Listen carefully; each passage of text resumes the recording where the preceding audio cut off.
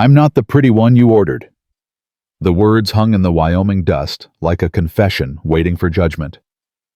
Emmeline Grace stood there, birthmark blazing across her cheek, watching the rancher's face for the disgust she'd learned to expect. But Cole Merritt just tilted his hat back and smiled, not the polite smile of pity, but something warmer, something real. "You're all I needed," he said quietly. And with 4 words, everything changed. Before we continue, please subscribe to our channel and stay with us until the end of this story. Comment below with your city, so I can see how far this tale has traveled.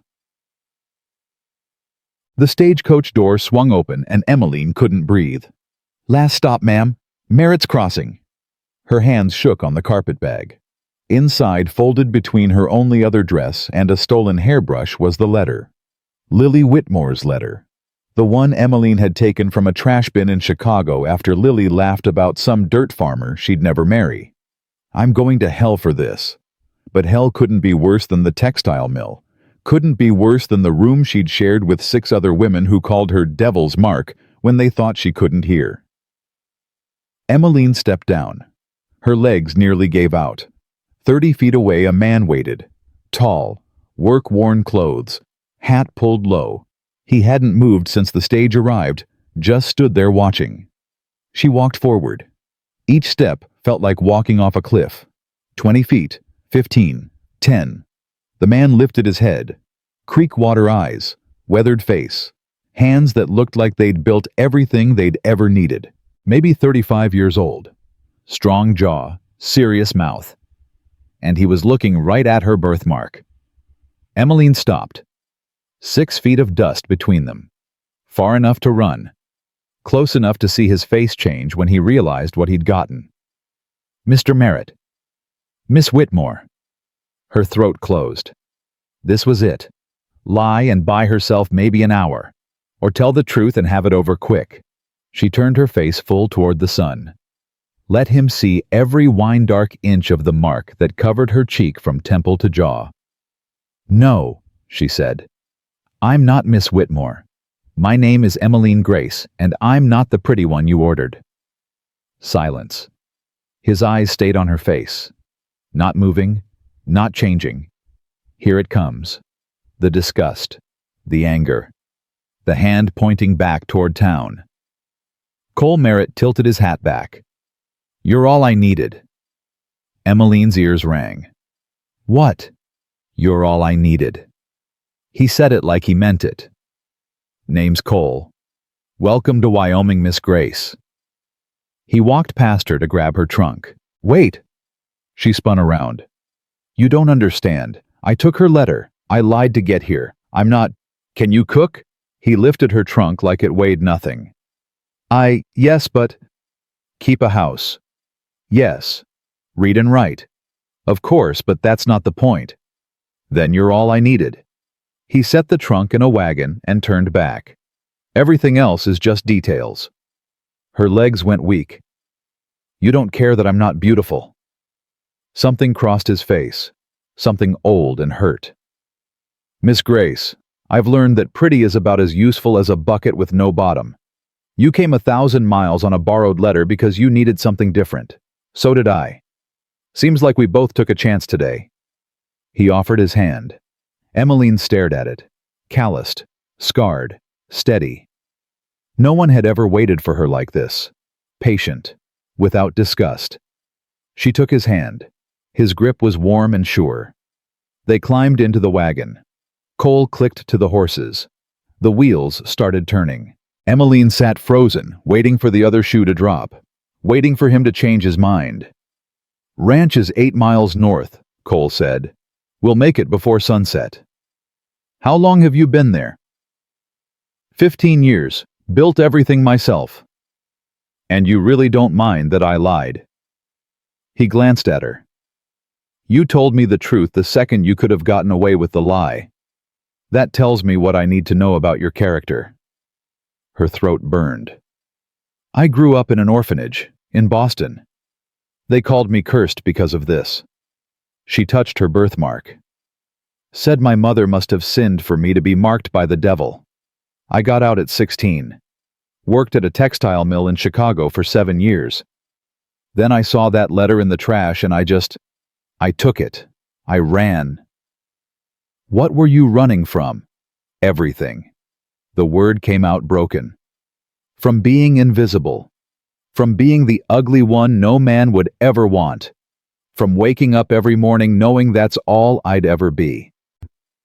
Cole was quiet for a long moment. I had a woman once, 3 years back. Beautiful thing from St. Louis. She lasted 6 months before she decided ranch life wasn't pretty enough for her, and left. He kept his eyes on the road. I learned something from that. Beautiful don't mean loyal. Beautiful don't mean kind. And beautiful sure don't mean happy. Then what does? Showing up, he said simply. Staying. Choosing to be there, even when it's hard. He looked at her. You showed up, Miss Grace. That's more than most people do. Emmeline pressed her hand to her mouth. She would not cry. She would not. It's all right, Cole said quietly. It's been a long day. She nodded, not trusting her voice. They rode through the golden afternoon. The prairie stretched endlessly on both sides. For the first time in her life, Emmeline felt like she could breathe. There, Cole pointed ahead. That's home. The ranch sat in a valley house barn corrals. Simple, solid, real. As they pulled up, a woman stepped onto the porch.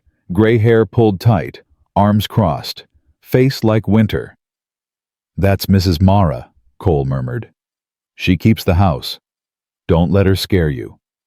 Mrs. Mara's eyes traveled over Emmeline from head to toe. Stopped on the birthmark, her mouth thinned. This is Miss Emmeline Grace, Cole said, climbing down. She'll be staying. Prepare the east bedroom. The east bedroom. Mrs. Mara's voice could cut glass. Your mother's room. Yes. And she's staying because I said so. Cole's tone didn't rise, but it didn't bend either. She's had a long journey. Make her welcome. Mrs. Mara looked at Emmeline again. Yes, sir. She disappeared inside. Emmeline felt the old familiar shame rising. I'm sorry, Cole said. She'll come around. No, she won't. Emmeline kept her voice steady. People like her never do. It's all right. I'm used to it. Cole turned to face her. You shouldn't have to be used to it. And if anyone on this ranch makes you feel less than welcome, you tell me. Understood. She nodded, stunned. He carried her trunk inside. Emmeline followed, her heart hammering. The house smelled like coffee and wood smoke. Real. Lived in. Kitchen's through there. Cole pointed. My room's upstairs west side. Yours is east. He led her upstairs that creaked under their weight, opened a door. The room took her breath. Brass bed, quilt, window overlooking the prairie, small desk. It was my mother's, Cole said, setting the trunk down. She passed 5 years back. I think she'd like someone using it again. Emmeline pressed her hand to her chest. A room. Her own room. Thank you, she whispered. Supper's at 7. I'll let you settle. He paused at the door. Miss Grace, I meant what I said. You're all I needed, not because you're a replacement, because you're what showed up, and sometimes that's better than what we thought we wanted. He left. Emmeline stood alone, walked to the window, pressed her forehead against the glass. Somewhere out there was the orphanage, the mill, the streets where men looked through her like she was glass. And here was this, a room with a window. A man who said she was enough. A chance. She pressed her hand to the window pane and made a promise to herself. I will earn this, whatever it takes.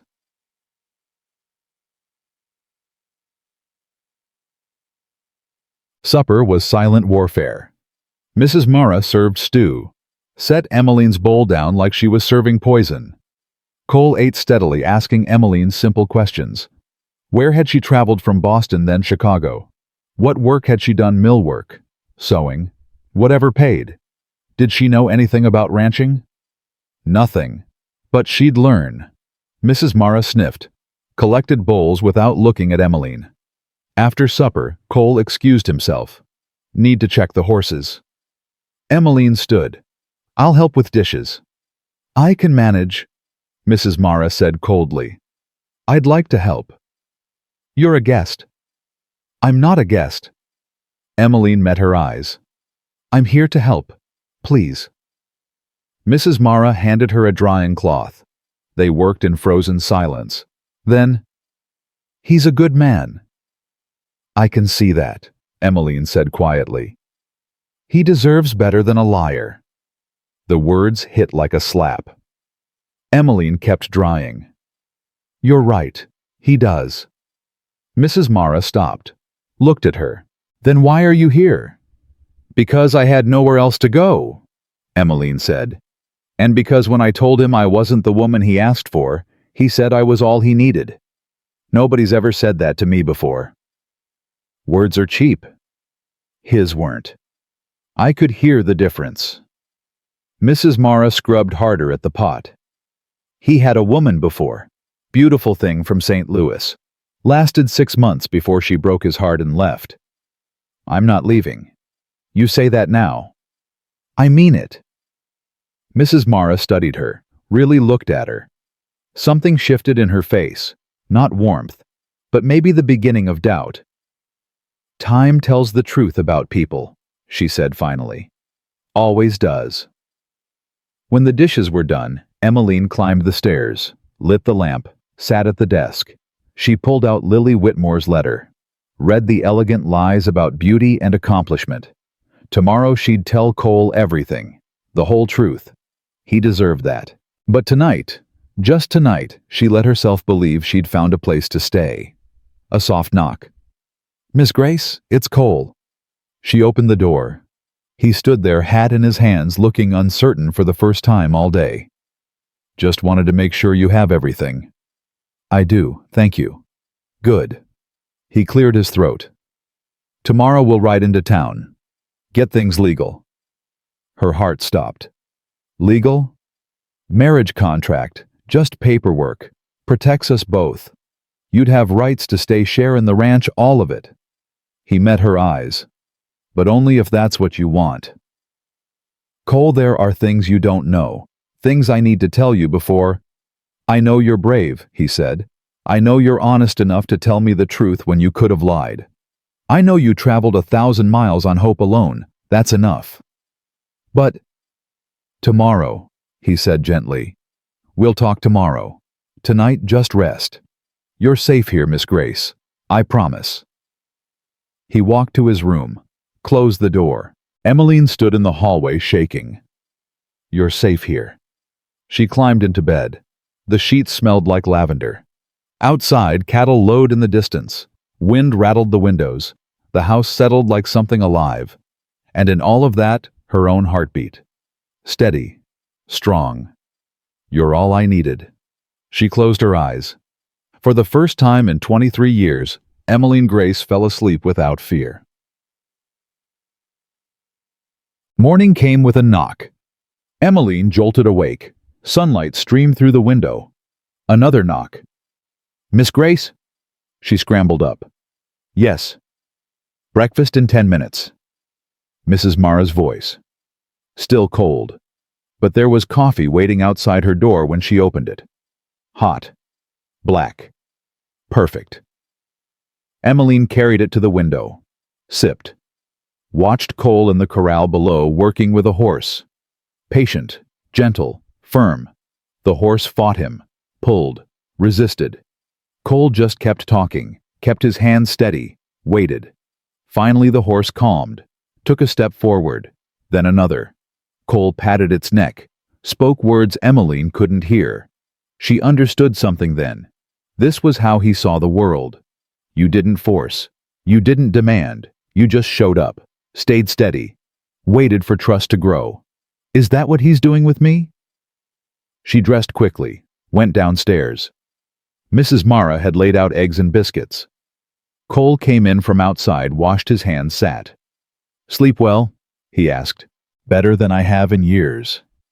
He smiled. Small, but real. Good. They ate. Mrs. Mara watched Emmeline like she was waiting for her to steal the silverware. We'll head to town after breakfast, Cole said. About an hour's ride. Clerk's office opens at 9. Emmeline's stomach nodded. Cole, before we go, I need to tell you. A horse thundered into the yard. Cole was up and out the door before Emmeline could blink. She followed, Mrs. Mara behind her. A boy, maybe 16, practically fell off his horse. Mr. Merritt, it's the Hendersons. Their fence is down and cattle are loose on the north road. How many head? 30, maybe 40. They're heading for the ravine. Cole's face went hard.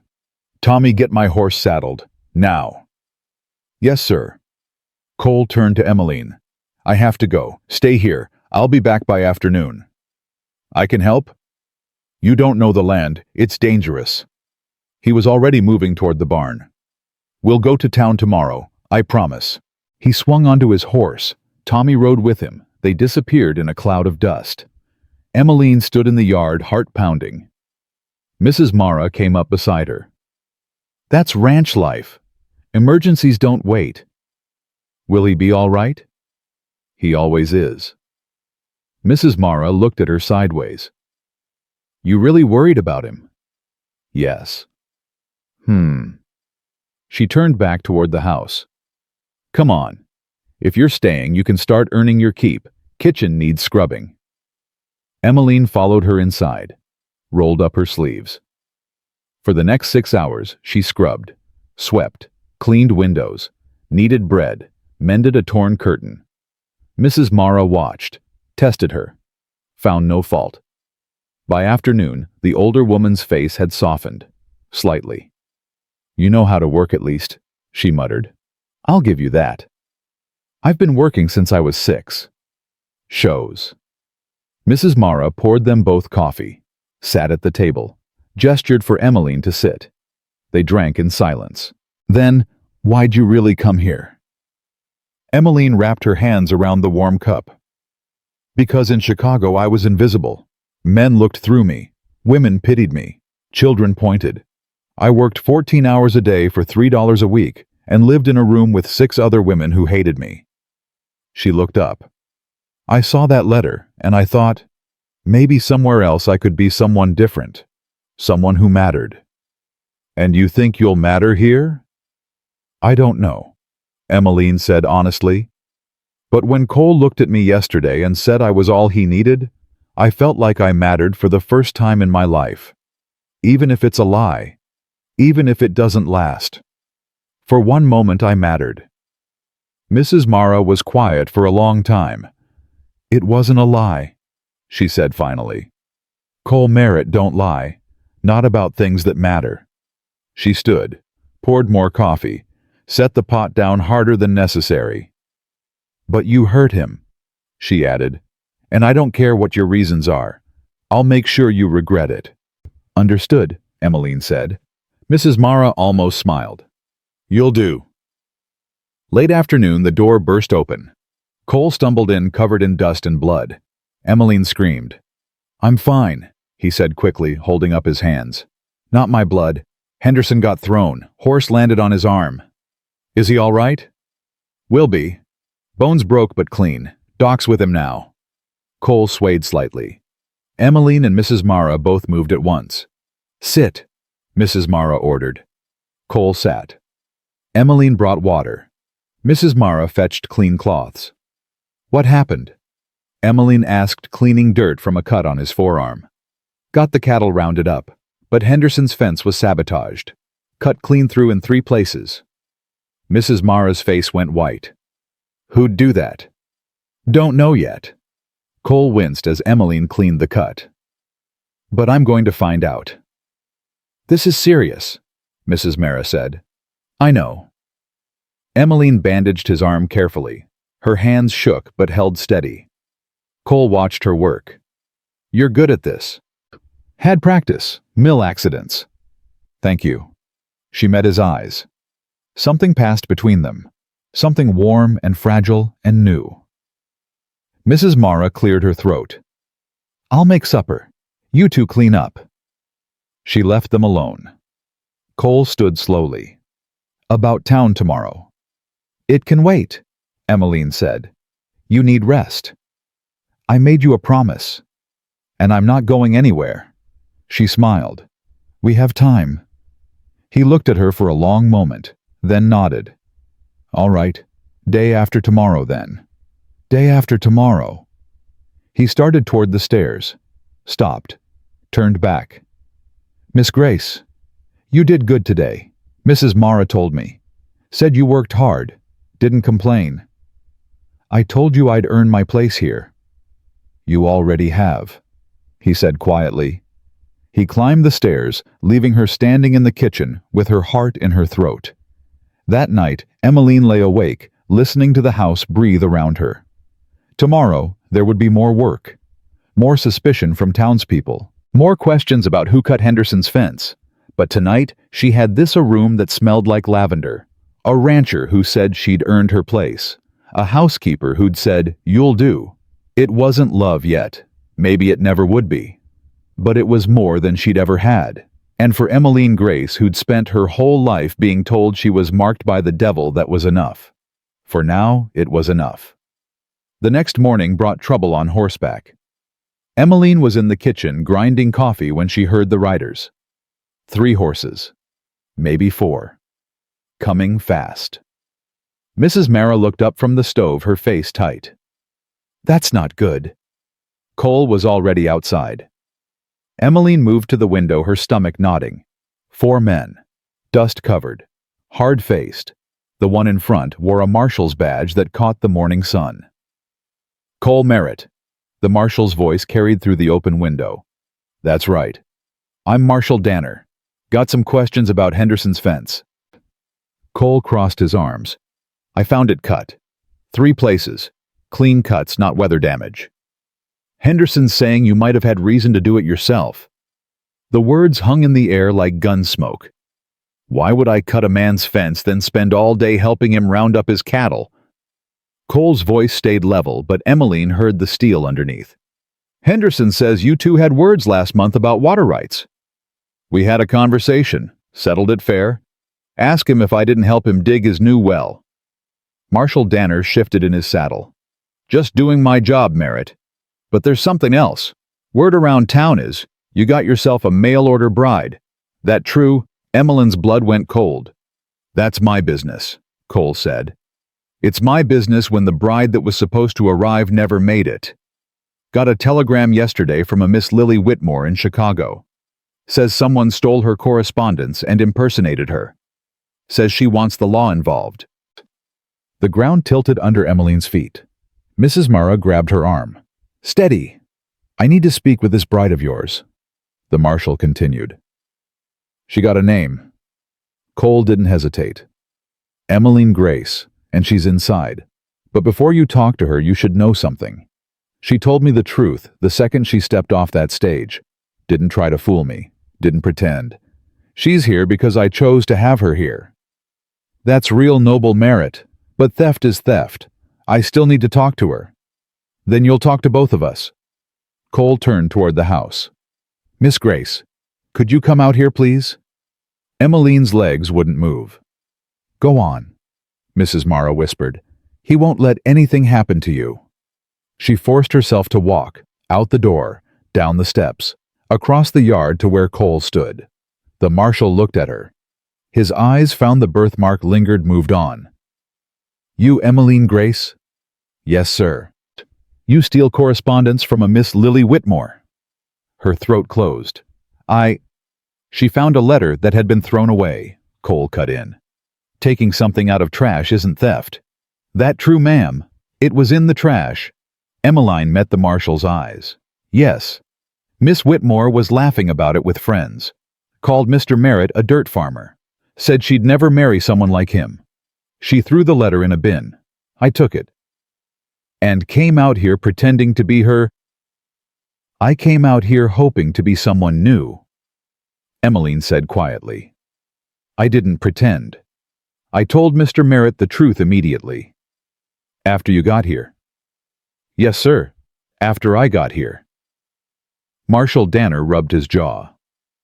Miss Whitmore wants compensation. Says the ticket west cost her family money. How much? Cole asked. $43. I'll pay it. Cole, no. Emmeline started. I'll pay it, he repeated firmly. Consider it settled. The marshal studied them both. This, some kind of arrangement between you two. You paying her debts?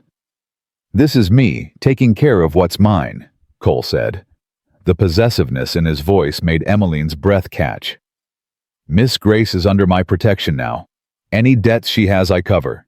That acceptable? I suppose. But Merritt, you should know people are talking. About the fence, about this. He gestured at Emmeline. About whether you're the kind of man to be trusted. People have been talking about me for 35 years, Cole said evenly.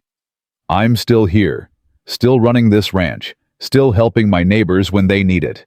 My character speaks for itself. Fair enough. Marshal Danner gathered his reins. I'll tell Miss Whitmore the debt's settled. But Merritt, watch yourself. Someone cut that fence for a reason. Might not be done causing trouble. They rode off in a cloud of dust. Emmeline's knees buckled. Cole caught her before she hit the ground. I've got you, he said. I've got you. I'm so sorry, she gasped. I didn't know I never thought. Hey. He ducked his head to look at her. You're all right. Nothing happened. You paid $43 for me. That's more than I made in 3 months at the mill. It's just money. It's not just money. She pulled away from him, wrapping her arms around herself. It's your money for my mistakes. And now everyone in town thinks I'm a thief, and you're a fool for keeping me. I don't care what they think. You should, your reputation. My reputation survived losing my fiancée to a banker from Denver, Cole said. It'll survive this too. He stepped closer. Emmeline, look at me. She raised her eyes. I meant what I said out there. You're under my protection. That means your troubles are my troubles. Your debts are my debts. Understand? But why? The words burst out. Why would you do this for someone you just met? Someone who lied to get here. Cole was quiet for a moment. Then, 4 years ago, I lost everything in a barn fire. Cattle, horses, equipment. Nearly lost the house. I had nothing. My neighbors, people I'd known my whole life, they helped me rebuild. Didn't ask for anything in return. Just showed up with lumber and nails and got to work. He met her eyes. You know what I learned? Sometimes people need help. Sometimes all they need is one person to say, I'll stand with you. That's what I'm saying to you. Emmeline pressed her hand to her mouth. I don't deserve this. Probably not, he said, and there was the hint of a smile. But you've got it anyway. Mrs. Mara appeared on the porch. You two planning to stand in the yard all day? Breakfast is getting cold. They went inside. Emmeline tried to eat, but everything tasted like ash. Stop it, Mrs. Mara said sharply. Emmeline looked up. Stop what? Drowning in guilt. Cole made his choice. Respect it. But, no buts. You want to make it right. Work. Contribute. Prove him right for choosing you. The older woman's voice softened slightly. That's all any of us can do. Prove we're worth the chances people give us. After breakfast, Cole said he needed to ride out and check the south fence line. Make sure whoever cut Henderson's fence didn't hit mine too. I'm coming with you, Emmeline said. It's rough riding, long day. I can handle it. He studied her. All right, but we leave in 10 minutes. Dress warm. Emmeline ran upstairs, changed into her oldest dress, found a shawl. When she came back down, Cole had a horse saddled for her, a gentle mare with kind eyes. Her name's Daisy, he said. She's steady, won't throw you. I've never ridden before. Then today you learn? He showed her how to mount, how to hold the reins, how to sit. His hands were patient and sure. Just stay close to me. Let her follow my horse. She knows the way. They rode out under a sky so blue it hurt to look at.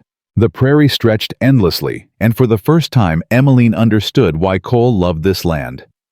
It was harsh and beautiful and honest, no pretense, no lies, just itself. They rode for an hour in companionable silence. Then Cole pointed. There. See that line of posts? Yes. That's my fence. We'll follow it south, check every section. They worked methodically. Cole would dismount, check the wire test the posts move on. Emmeline stayed on Daisy, watching the horizon, thinking. Cole, she said finally. Yeah. Why did your fiancé really leave? He was quiet so long she thought he wouldn't answer. Then, her name was Margaret. Met her in Denver when I went to sell cattle. She was beautiful, educated, everything I thought I wanted. He moved to the next post. Brought her here. She lasted 3 months before she started complaining. Too isolated, too rough, too much work. Then came the fire. What happened? Lightning strike. Barn went up like kindling. I was trying to get the horses out. Beam fell. Caught me across the back. He touched his shoulder unconsciously. Margaret watched from the house. When it was over, when I was burned and broke and had nothing left, she said she didn't sign up for this. Took the next stage back to Denver. Married the banker 2 months later. Emmeline's chest ached. I'm sorry. Don't be. Taught me something important.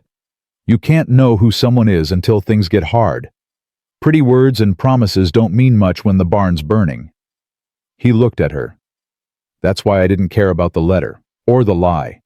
I cared that when you could have kept lying, you told the truth. That told me who you are. Who am I? Someone brave enough to bet everything on a chance. Someone honest enough to admit when they're wrong. Someone strong enough to work all day yesterday without complaining. He smiled. That's who you are, Emmeline Grace. She had to look away before she started crying. They reached the south corner of the property by midday. Cole dismounted to check a section where the wire looked loose. This was cut, he said grimly. Emmeline slid off Daisy. Are you sure? Positive. See here, clean cut, just like Henderson's. He straightened, scanning the prairie. Someone's targeting ranchers, trying to cause trouble. Who would do that? Don't know, but I'm going to find out. A sound made them both turn. Hoofbeats, coming fast. A rider appeared over a rise, young man, maybe 25, well-dressed, riding a horse too fine for ranch work. Merritt, he called. Need a word. Cole's jaw tightened. That's Luther Kane. Who? Trouble. He moved to stand slightly in front of Emmeline. What do you want, Kane? Luther rolled up his eyes, sliding over Emmeline with open curiosity. Heard you got yourself a bride. Wanted to see if the rumors were true. They're none of your business. Actually, they might be. Luther smiled, and it was the kind of smile that made Emmeline's skin crawl. See, I do collections for certain parties. And it's come to my attention that Miss Emmeline Grace here owes a considerable debt. Emmeline's blood froze. What? Your guardian, man named Thomas Morton. Before he died, he borrowed $500 from my employer. Contract says his debts pass to his ward. That's you. Thomas Morton wasn't my guardian, Emmeline said. He ran the orphanage. I left when I was 16. That was 7 years ago. Contract doesn't care when you left. Says you're responsible. Luther pulled a paper from his coat. It's all legal, signed and witnessed. Cole took the paper, read it. His face went dark. This is a forgery. That's for a judge to decide. This is dated 2 months ago. Morton's been dead for 3 years. Luther shrugged. Then someone made a mistake. Still doesn't change the debt. $500 plus interest. That's $620 total, due immediately. I don't have that money, Emmeline whispered. Then we have a problem. Law says I can collect in other ways. Servitude, labor contracts. There are establishments in Denver always looking for... Get off my land. Cole's voice was deadly quiet. I'm just doing business. I said get off my land. Cole moved forward, and something in his body language made Luther's horse sidestep nervously. You've got 2 minutes to ride out of here. If I see you on my property again, you won't ride out at all. Luther's smile widened. That's a threat, Merritt, in front of a witness. It's a promise. Now ride. For a moment, Luther looked like he might argue. Then he saw something in Cole's face that changed his mind. He touched his hat mockingly. "We'll be seeing each other again, Miss Grace. Count on it." He wheeled his horse and rode off. Emmeline's legs gave out. She sat down hard on the ground. Cole knelt beside her. "Breathe. Just breathe." "It's not real," she gasped. "That contract, I never signed anything. Thomas Morton never borrowed money. He was a drunk, but he wasn't. He wouldn't—" "I know. It's a con. Someone's trying to claim you as property." "But what if a judge believes it? What if they make me—" She couldn't finish the sentence. Cole gripped her shoulders. "Listen to me. No one is taking you anywhere. I don't care what fake papers they have or what judge they bribe. You're staying here, under my protection. Understand? You can't fight the law. Watch me." He pulled her to her feet. "Come on. We're going back to the house. I need to talk to some people." They rode back hard. The sun was high and hot, but Emmeline felt frozen all the way through. At the ranch, Cole helped her down from Daisy. "Go inside. Stay with Mrs. Mara. Don't open the door to anyone but me." "Where are you going?" "To talk to a lawyer, and to find out who Luther Kane really works for." He cupped her face briefly. "You're safe, Emmeline. I promise you're safe." He rode off before she could respond. Mrs. Mara took one look at Emmeline's face and pulled her inside.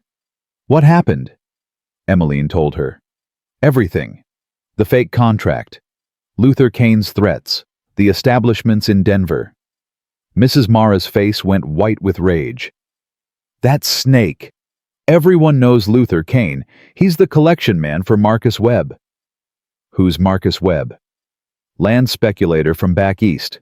Been buying up failing ranches, forcing people out so he can grab their property cheap. If he's coming after you, it's because he wants something from Cole." Mrs. Mara paced. "This isn't about a debt. This is about leverage." "Leverage for what?" "Cole's land. This ranch sits on some of the best water in the territory. Webb's been trying to buy it for years. Cole won't sell. So now Webb's going after you to pressure him." Emmeline sank into a chair. "I brought this here. I brought danger to his door. Stop it. Up." Mrs. Mara's voice cracked like a whip. "Webb would have found another way. Men like him always do. This isn't your fault." "Then whose fault is it?" "Webb's, and he's going to regret it." The older woman's eyes glittered dangerously. "Cole Merritt might be quiet and patient with horses, but when someone threatens what's his, he doesn't bend. He breaks." They waited. Hours crawled by. Emmeline couldn't eat, couldn't sit still, couldn't think about anything except Luther Kane's smile and the establishments in Denver. Just before sunset hoofbeats, Mrs. Mara looked out the window. "It's Cole, and he's got someone with him." Emmeline rushed to the door. Cole dismounted, followed by an older man in a suit carrying a leather case. "This is Andrew Thornton," Cole said. "Best lawyer in Wyoming. I've told him everything." Thornton tipped his hat to Emmeline. "Miss Grace, may we come in?" They gathered around the kitchen table. Thornton spread out papers, including the forged contract Luther had shown them. "This is worthless," Thornton said flatly. "The signature's a forgery. The witness listed John Smith doesn't exist in any county records, and the notary seal is from a man who died in 1874. Any judge with eyes will throw this out." "But Luther said—" "Luther Kane says a lot of things. Most of them lies." Thornton leaned back. "Here's what's really happening. Marcus Webb wants this ranch. He can't buy it legally, so he's trying to manufacture leverage. If he can establish a legal claim on you, he can force Cole to negotiate. Pay the fake debt or lose you." "But I'm not Cole, and I aren't—" Emmeline floundered. "Not married yet," Cole finished. "That's the problem. Right now, legally, you're just a woman living on my property. Webb can claim debt and try to take you." "Yet." Emmeline stared at him. Cole met her eyes steadily. I was planning to court you proper. Take our time. But Webb just forced my hand. He turned to Thornton. What do we need to do? Get married. Tonight. I can file the papers tomorrow morning, and by noon she'll be legally protected as your wife. Webb can't touch her then, without going through you. The room spun. Tonight. It's the only way to protect you, Cole said quietly. But I won't force you. It's your choice. My choice. Emmeline laughed, and it came out broken. Marry a man I've known for 3 days, or get dragged to Denver as payment for a debt I don't owe. There's a third option, Thornton said. Run. Stage leaves tomorrow for Sacramento. I can get you on it. Emmeline looked at him, then at Mrs. Mara, then at Cole. Cole's face was carefully neutral, but his hands were clenched on the table. Waiting, hoping, afraid to hope. If I run, she said slowly, Webb wins. He'll find another way to get to you. Probably, Cole admitted. And if I marry you, then you're protected. Webb has no legal ground to stand on, and you'd have a home here, a real one, for as long as you wanted it. As your wife. In name at first, on paper. Legal protection, nothing more. The rest? He swallowed. The rest we figure out together. At whatever pace feels right. No pressure. No expectations beyond what you choose to give. Emmeline stood, walked to the window, looked out at the darkening prairie. Behind her, the three of them waited in silence. She thought about the orphanage, the mill, the years of being invisible. And then she thought about the last 3 days. Coffee left outside her door, Cole standing between her and the marshal. The way he'd said, "You're under my protection," like it was an oath. She turned around. "All right," she said. "Let's get married." The words hung in the air like smoke after gunfire. Cole stood slowly, his chair scraping against the floor. "You're sure?" "No," Emmeline said honestly. "But I'm doing it anyway." Thornton was already pulling papers from his case. "I'll need both of you to sign here, and here. Mrs. Mara, I'll need you as witness." "Hold on." Cole raised his hand. "Give us a minute." He crossed to Emmeline, took her elbow gently, and led her to the far corner of the kitchen. Close enough that they could talk privately, far enough that Thornton and Mrs. Mara pretended not to listen. "You don't have to do this," Cole said quietly. "There are other ways. I can hire guards, keep you safe until we fight this in court." "How long would that take?" "Months, maybe longer." "And how much would it cost?" His jaw tightened. "That's not your concern." "It is if it bankrupts you." She met his eyes. "I won't let Marcus Webb destroy you because of me. This is the fastest way to stop him." "Marriage isn't something you do fast, Emmeline. It's—" He struggled for words. "It's supposed to mean something. It will mean I'm safe. That you're safe. That Webb loses." She touched his arm lightly. "You said we'd figure out the rest together. So let's start figuring." He looked at her hand on his arm, then back at her face. Something shifted in his expression, not quite surrender, but acceptance. "All right," he said. "But I'm making you a promise right now. This might start as paper and signatures, but I'll treat you with respect. I'll provide for you, and I'll never ask for more than you're willing to give.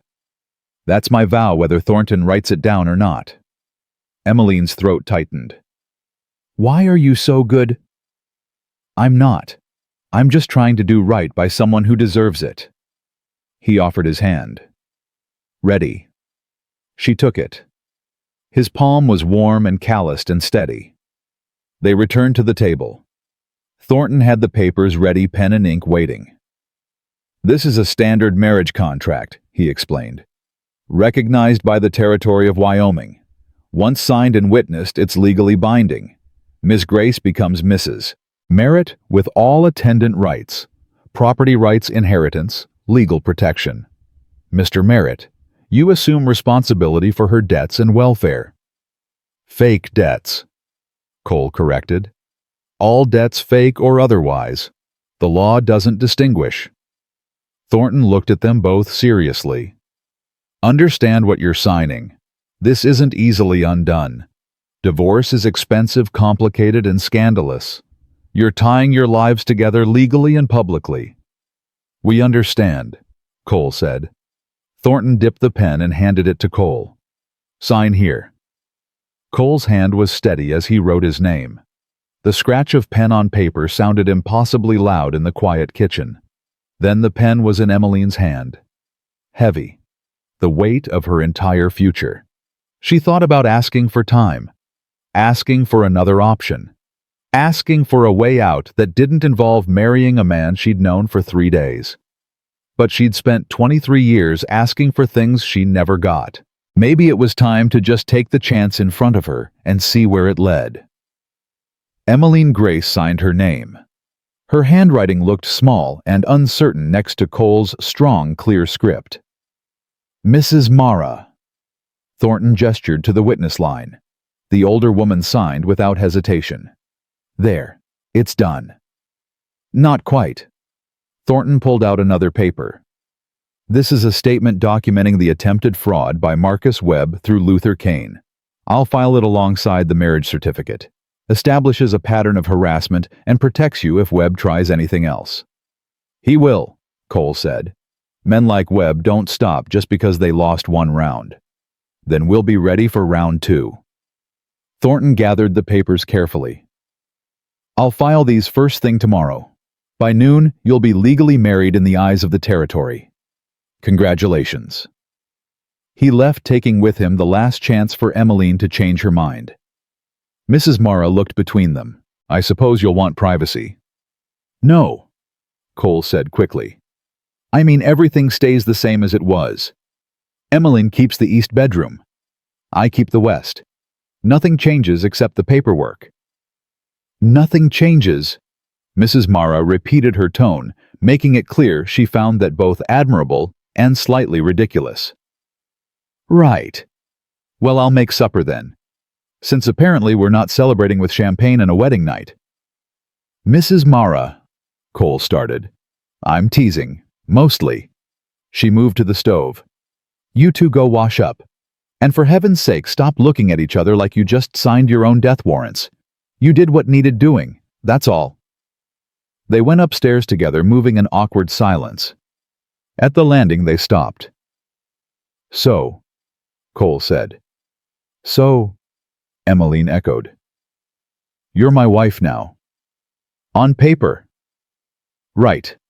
On paper. He rubbed the back of his neck. I meant what I said earlier. Nothing has to change. You can take all the time you need to. Cole. She stopped him. Thank you, for everything. For not sending me away when you could have. For standing up to the Marshal and Luther Kane. For this. She gestured vaguely at the space between them. I know it's not what you wanted. Isn't it? He looked at her with those creekwater eyes.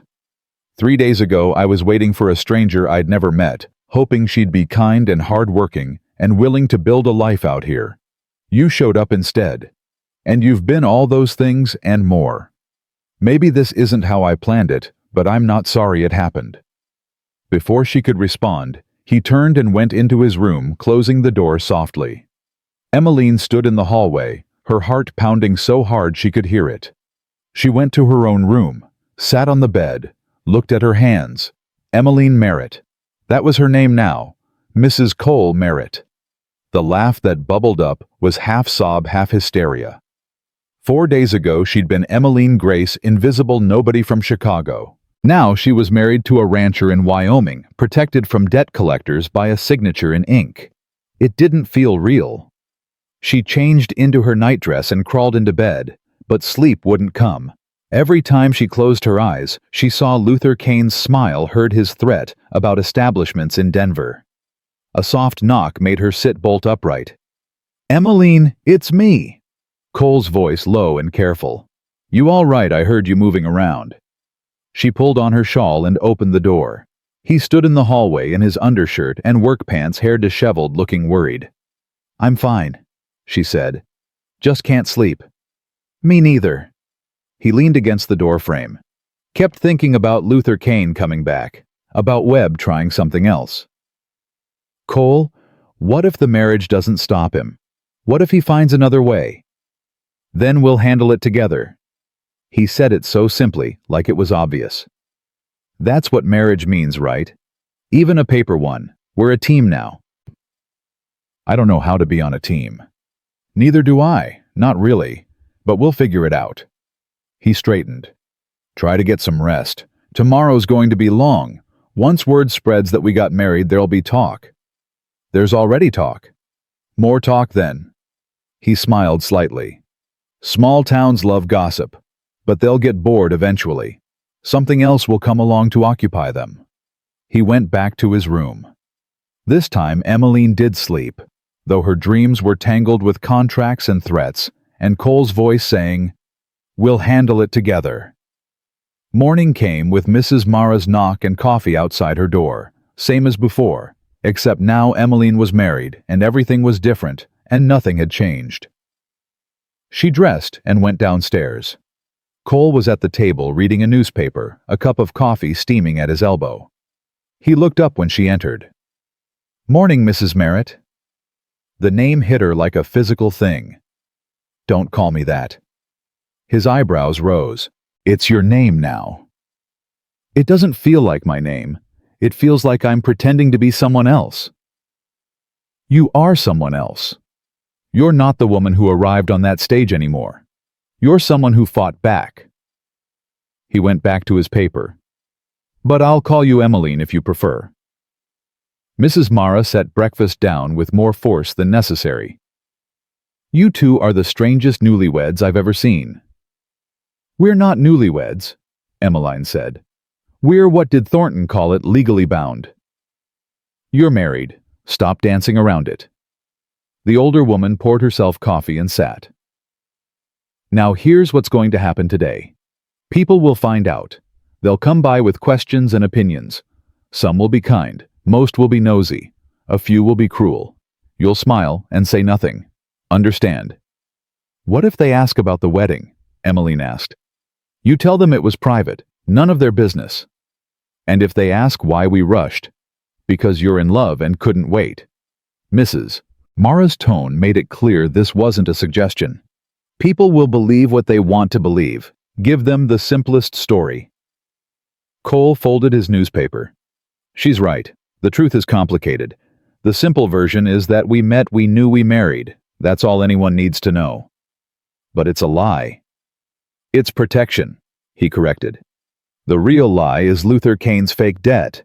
Let people think we're newlyweds. It's safer that way." They finished breakfast in silence. Emmeline helped Mrs. Mara with the dishes, while Cole went out to handle the morning chores. Through the window she watched him work with the horses, patient, gentle, completely focused.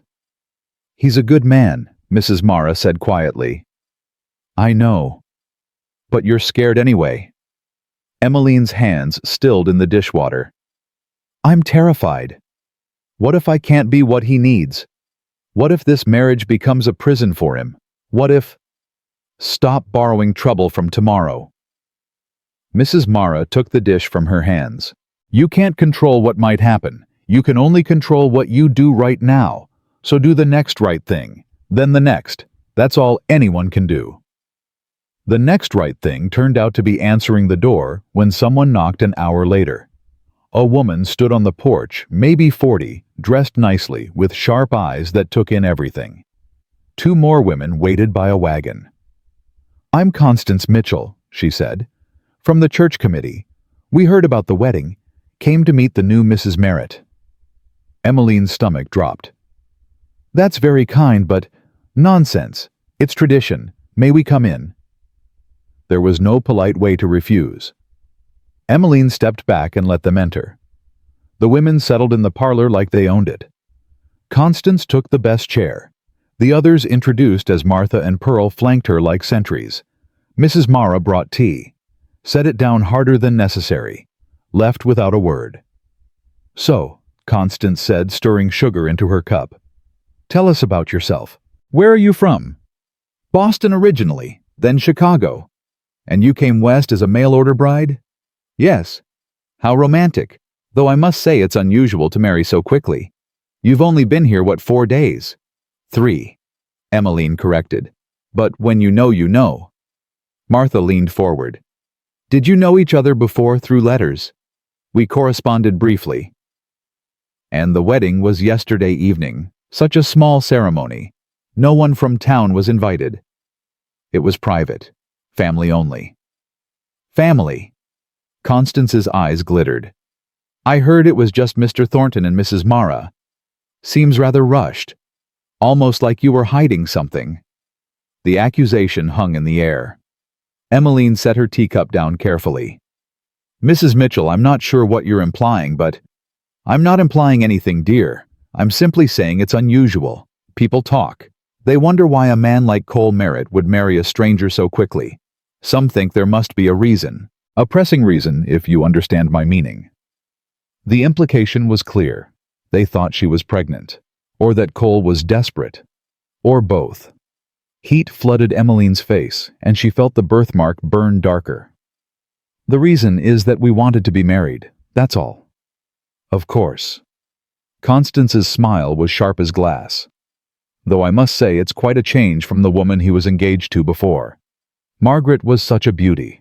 Refined, educated, the kind of woman suited to a man of Cole's standing. Mrs. Mitchell, Emmeline started, but the door opened and Cole walked in, bringing with him the smell of hay and leather. He took in the scene immediately. Mrs. Mitchell, ladies, what brings you out here? Just welcoming your new bride, Constance said sweetly.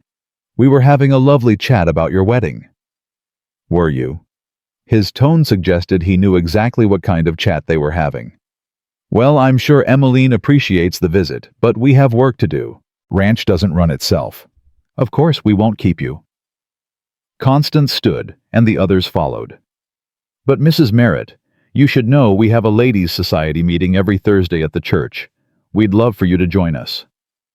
That's very kind. It's important to be part of the community, especially for someone so new. Someone people don't quite know yet. She smiled. We'll see you Thursday then. They left in a rustle of skirts and whispered comments. Cole closed the door behind them and turned to Emmeline. What did she say to you? Nothing I haven't heard before. But her hands were shaking. Emmeline. She implied we got married because I'm pregnant, or because you're desperate. She talked about Margaret. About how beautiful and refined she was, about how people are wondering why you'd marry someone like me. Cole's jaw went tight. Constance Mitchell has been spreading poison in this town for 20 years. I should have warned you. It doesn't matter. It does matter. He moved closer. Listen to me. What Constance Mitchell thinks, what anyone in this town thinks, it doesn't change the truth. You're my wife. You belong here. And anyone who suggests otherwise can answer to me. But she's right about one thing. People don't know me. They're going to talk. They're going to speculate. Let them talk. They talked when Margaret left. They talked when the barn burned. They'll find something else to talk about next month. He touched her shoulder briefly. You can't control what people say. You can only control who you are. And you're someone worth 10 of Constance Mitchell. Mrs. Mara appeared in the doorway. They're gone. Yes, Emmeline said. Good. Vultures, all of them. Coming here to pick at the new wife, see if she bleeds. She snorted. Thursday Ladies' Society? That's just an excuse to gossip and judge. Should I go? Emmeline asked. Absolutely not, Cole said. Yes, Mrs. Mara said at the same time. They looked at each other. If she doesn't go, Mrs. Mara continued, they'll say she's hiding, that she's afraid to face them. If she goes, holds her head up, shows them she's not ashamed, that takes their power away. Or it gives them a chance to attack her in public, Cole countered. She's stronger than you think. Mrs. Mara looked at Emmeline. Aren't you? Emmeline thought about the orphanage, about the textile mill where girls lost fingers to machines and kept working, about stealing a letter and traveling 1,000 miles alone. "I'll go," she said, "and I'll hold my head up." Cole looked like he wanted to argue, but he just nodded. "All right, but I'm driving you there and picking you up." The week passed in a strange rhythm. Days filled with work, cooking, cleaning, mending, learning the rhythm of ranch life.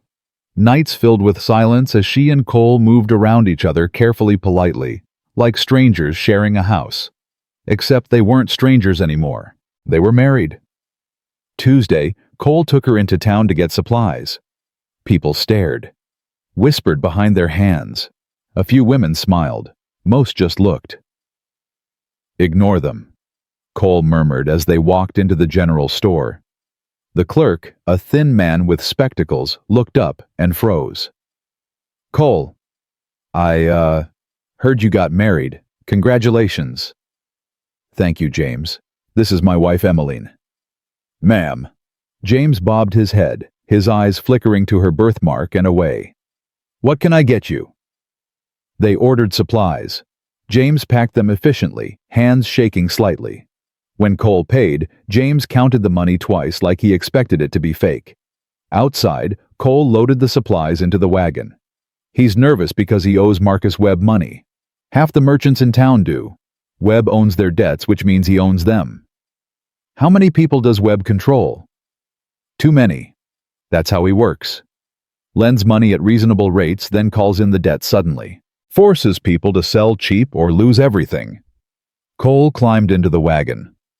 He's been trying to corner the land market for years. This territory's going to be a state soon. When it is, land values will skyrocket. Webb's positioning himself to own as much as possible. And your ranch is in his way.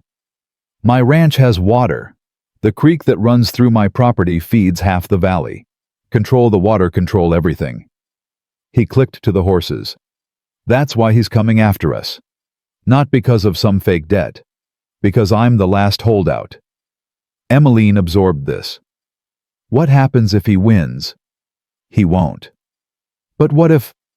He won't, Cole repeated firmly. Because I'm not selling. And now that you're my wife, you have legal claim to the land too. Webb would have to break both of us. And he's not strong enough for that. She wanted to believe him, but she'd seen Luther Kane's eyes, heard the threat in his voice. Thursday came too fast. Mrs. Mara helped her dress in her best, which wasn't much, just a gray cotton dress with a clean collar. She pinned Emmeline's hair up carefully. "Remember," the older woman said, "you've done nothing wrong. You're Cole Merritt's wife. That gives you standing in this community whether they like it or not. Walk in like you belong there. What if they ask questions I can't answer? Then you smile and say it's private, or you tell them to ask Cole. But don't apologize, don't explain, don't beg for acceptance. Make them earn your respect, not the other way around." Cole drove her to the church. It was a small building, white painted with a bell tower that needed repairs. Women were already gathering inside, their voices carrying through the open door. "I'll be back in 2 hours," Cole said. "If you need me sooner, send someone to fetch me. I'll be at the feed store." "I'll be fine." He looked doubtful, but didn't argue. Emmeline watched him drive away, then turned toward the church. The voices inside stopped when she entered. 12 women sat in a circle. Constance Mitchell presided from the best chair. They all turned to look at Emmeline. "Mrs. Merritt," Constance said warmly, "how lovely that you could join us. Come sit." The only empty chair was positioned so that Emmeline had to sit with her left side, her marked side facing most of the room. Deliberate. She sat anyway, kept her back straight, her hands folded. "We were just discussing the church bazaar," Constance continued. "It's in 2 weeks. We're each contributing baked goods or handicrafts. Perhaps you could make something. Do you bake, Mrs. Merritt?" "I do." "Wonderful. And how are you settling into ranch life?" "It must be quite different from the city." "It's an adjustment, but I'm learning." "I'm sure you are. Though I imagine it's difficult without a mother or female relatives to guide you. Do you have family back east?" The question was designed to expose her. No family meant orphan. Orphan meant lower class. Lower class meant unworthy of Cole Merritt. No, Emmeline said simply. No family. A murmur went through the group. How sad. Martha said, though she didn't sound sad. She sounded satisfied. It must have been quite the leap of faith, another woman added. Coming west to marry a stranger. Cole isn't a stranger to me. But you only corresponded briefly, didn't you? That's what you told us. Emmeline met Constance's eyes. Mrs. Mitchell, I'm curious. What exactly are you hoping I'll say? That I'm a fortune hunter? That I trapped Cole into marriage? That I don't belong here? She kept her voice calm and level. Because I've heard those accusations my whole life. I'm used to them. But what I'm not used to is people pretending concern while actually looking for ammunition. Silence crashed down. Constance's smile froze. Mrs. Merritt, I'm simply trying to welcome you. No, you're not. You're trying to find my weakness so you can exploit it. So let me save you the trouble. Emmeline stood. I'm an orphan from Boston. I worked in a textile mill in Chicago for 7 years. I came west on a borrowed letter because I had nothing and nowhere else to go. Cole Merritt could have sent me away. He chose not to. We married quickly because it was necessary. And yes, I have this. She turned her face fully, letting the birthmark catch the light. I've been called cursed, marked by the devil, ugly. Every name you can think of, I've heard it. So if you want to gossip about me, go ahead. But do it to my face instead of pretending we're friends. She walked out. Her hands didn't start shaking until she was outside. She made it to the side of the church before her knees buckled. She'd done it. She'd stood up to them. And now they'd tear her apart. Mrs. Merritt. Emmeline looked up. A young woman stood there, maybe 25, with kind eyes and a baby on her hip. I'm Sarah Henderson. My husband's the one whose fence was cut.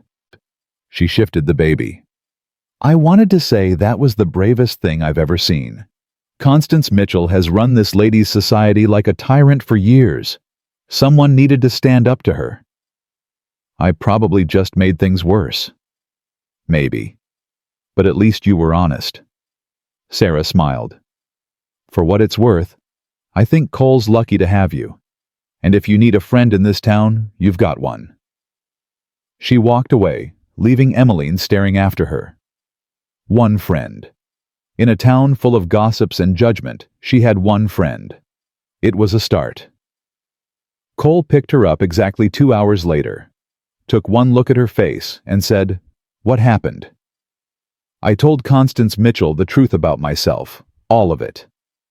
His hands tightened on the reins. And I walked out. I might have made things worse. To her surprise, Cole laughed. Actually laughed. You told off Constance Mitchell. I wish I could have seen her face. You're not angry. Angry, I'm proud of you. He looked at her with something warm in his eyes. You stood your ground. That's not easy to do. Sarah Henderson said she'd be my friend. Sarah's good people, her husband John too. They'll stand by you. He clicked to the horses. See?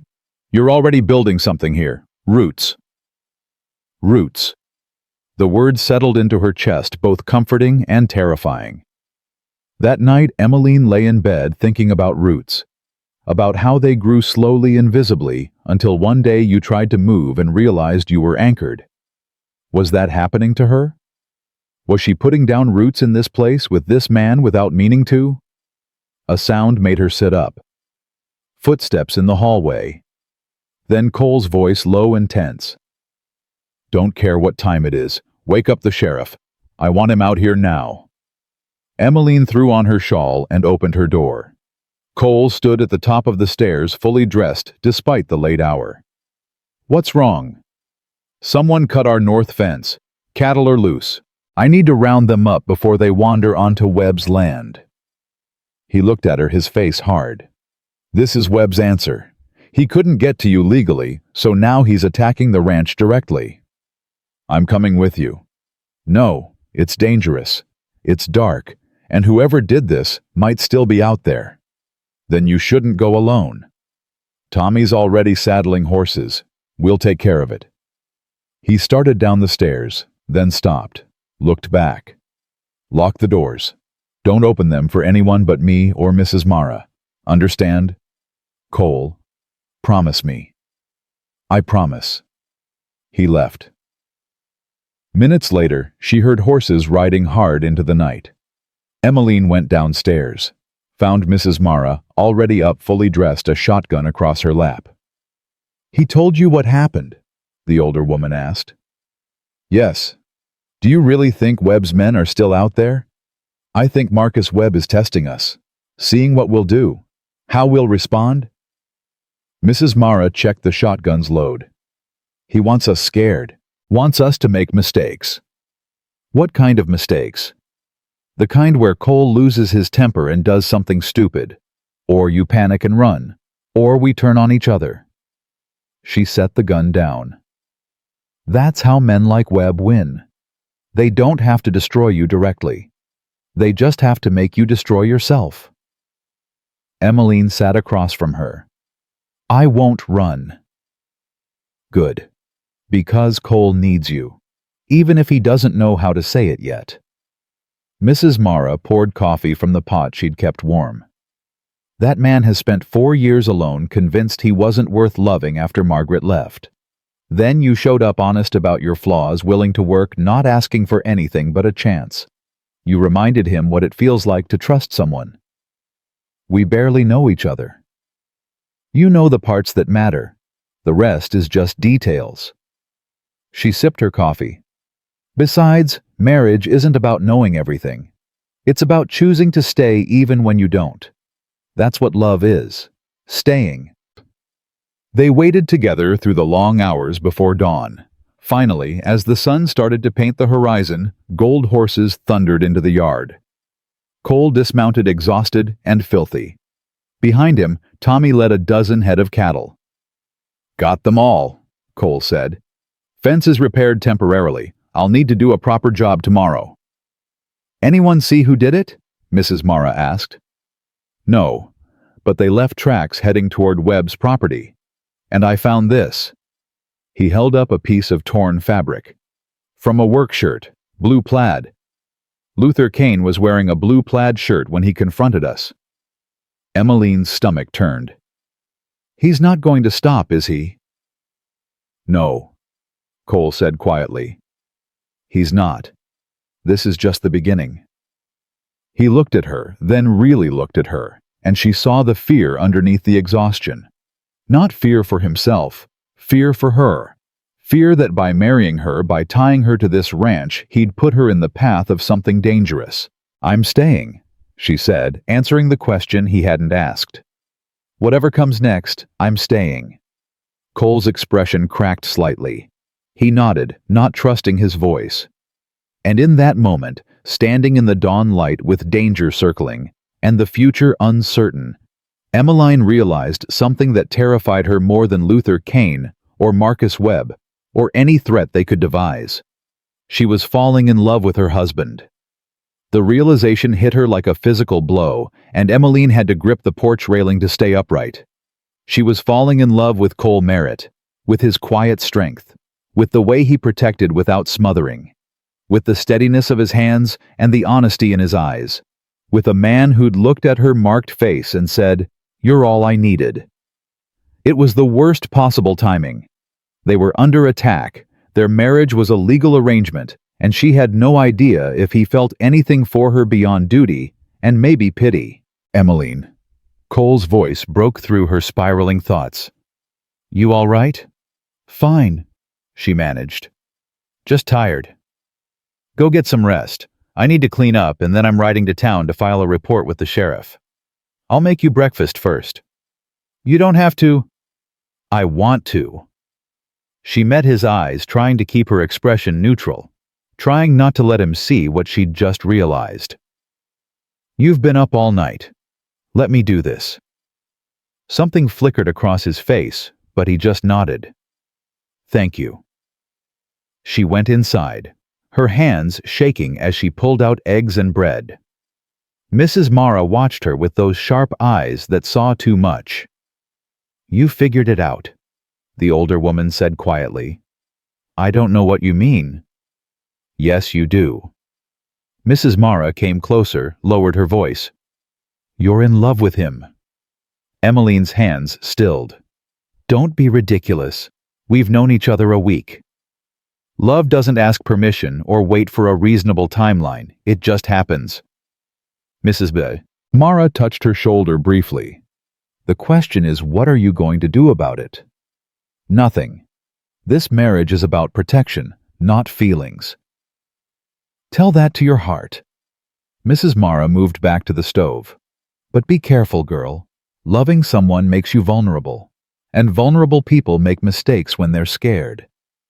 Emmeline cooked breakfast with her mind racing. Cole came down 20 minutes later, clean but exhausted. He ate mechanically, his thoughts clearly elsewhere. "The sheriff's going to want evidence," he said between bites. "Fabric isn't enough. We need proof that Webb ordered this." "Will he investigate?" Sheriff Carson. "Maybe. He's honest, but he's also cautious. Won't move against Webb without solid proof." Cole pushed his plate away. "And Webb's careful. He doesn't get his own hands dirty." "Then how do we stop him?" "I don't know yet." He stood, retrieved his hat. "But I'll figure something out. I always do." He left for town. Emmeline spent the morning doing laundry with a ferocity that made Mrs. Mara raise her eyebrows but say nothing. She needed the physical work to quiet her mind, to stop thinking about Cole's tired eyes and the danger closing in around them. Around noon, a wagon rolled into the yard. Sarah Henderson climbed down, her baby on her hip and a covered basket in her hand. "Mrs. Merritt, I hope I'm not intruding. I brought some preserves. Thought you might need a friend today." Emmeline felt her throat tighten. "That's very kind. Please call me Emmeline." "Only if you call me Sarah." She followed Emmeline inside. "I heard about the fence. John said Cole was up all night getting the cattle back." "Word travels fast. It's a small town, and everyone's talking about Marcus Webb." Sarah set the basket on the table. "John says Webb's been pressuring more ranchers, trying to buy up land for nothing. Some are starting to cave." Mrs. Mara poured coffee. "How many have sold?" "3 in the last month. The Johnsons, the Pratts, and Old Man Wilson.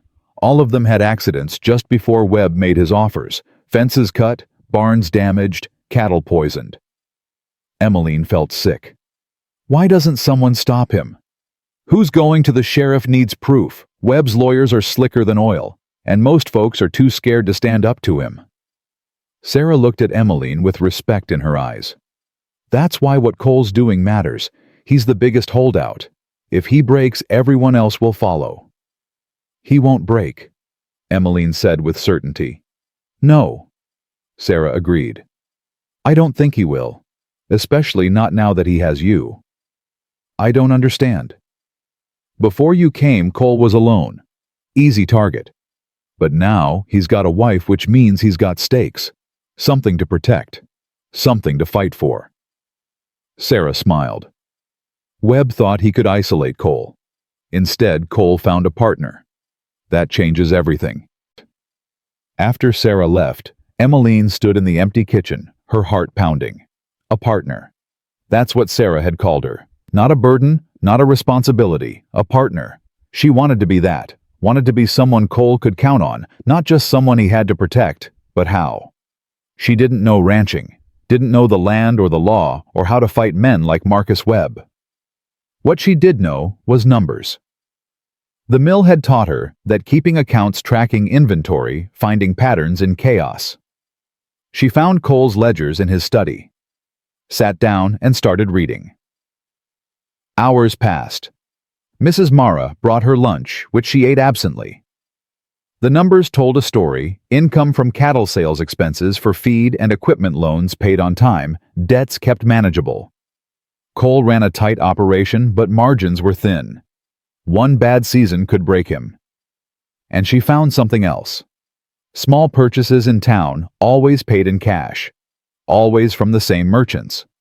The ones who owed money to Marcus Webb. Cole was propping up the local economy, buying from struggling merchants instead of going to cheaper suppliers in Denver.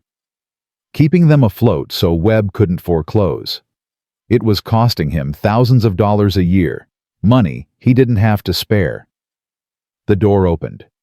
Cole came in looking grimmer than when he'd left. "Sheriff won't do anything," he said flatly. "Says there's no proof Webb's involved. Says fence cutting could be vandals or drifters. Advised me to hire guards." "Can we afford guards?" "No." He saw the ledgers spread across his desk. "What are you doing?" "Looking at your books. Cole, you're barely breaking even, and you're spending thousands supporting merchants in town." "They're my neighbors." "I know, and it's noble, but you can't save everyone else and lose everything yourself." He rubbed his face tiredly. "What would you have me do? Let Webb foreclose on them? Watch this town die?" "No, but there has to be a smarter way." She pulled out the ledger with his debt payments. "You've been paying extra on your loans, building credit with the banks. Why?" "So if I ever need emergency funds, they'll extend credit." "Have you asked them for help? Told them what Webb's doing?"